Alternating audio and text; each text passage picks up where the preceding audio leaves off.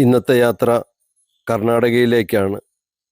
ബാരാചുകിയും ഗഗൻചുകിയും ശിവനസമുദ്രയും കാണാൻ കർണാടകയുടെ ഉൾഗ്രാമങ്ങളിലൂടെയുള്ളൊരു യാത്ര. യാത്രക്കിടയിൽ കണ്ട പല കാഴ്ചകളും ഒത്തിരി വേദനിപ്പിക്കുന്നതായിരുന്നു. കരിമ്പ് പാടത്ത് ജോലി ചെയ്യുന്ന പാവപ്പെട്ട കുറച്ച് സാധാരണ മനുഷ്യർ വിറക് കമ്പുകൾ കൊണ്ട് പോലെ രൂപമുണ്ടാക്കി അതിൽ പ്ലാസ്റ്റിക് ഷീറ്റ് വലിച്ചു കെട്ടി കുടിലുകളുണ്ടാക്കി അതിൽ ജീവിതം നയിക്കുകയാണ്. ഓരോ കുടിലിലും അവരുടെ ഉച്ചഭക്ഷണം തയ്യാറായിക്കൊണ്ടിരുന്നു.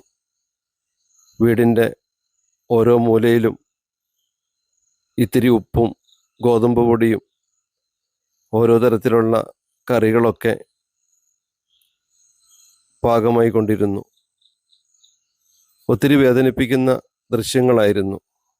ഈ മഴക്കാലത്ത് മക്കളും കുടുംബങ്ങളൊക്കെയായി ഒത്തിരി പേർ ജീവിക്കുന്നു. അതിൽ ഒരു കൊച്ചു കുടിലിൻ്റെ ഉള്ളിൽ ഒരു കൊച്ചു തൊട്ടിൽ കണ്ടു. ഒരു കുഞ്ഞുവാവ് അതിൽ കിടന്നുറങ്ങുന്നുണ്ട്. കാഴ്ചകൾ ഏറെ വേദനിപ്പിക്കുന്നതായിരുന്നു. എങ്കിലും ഒത്തിരി സ്നേഹമുള്ള മക്കളോട് കുറച്ചു നേരം മിണ്ടിയും പറഞ്ഞും കൂട്ടുകൂടി. കൂട്ടത്തിലൊരു മിടുക്കിയെ ചേർത്ത് പിടിച്ചു. കുറേ നേരം എന്നോട് ഒട്ടി നിന്നു.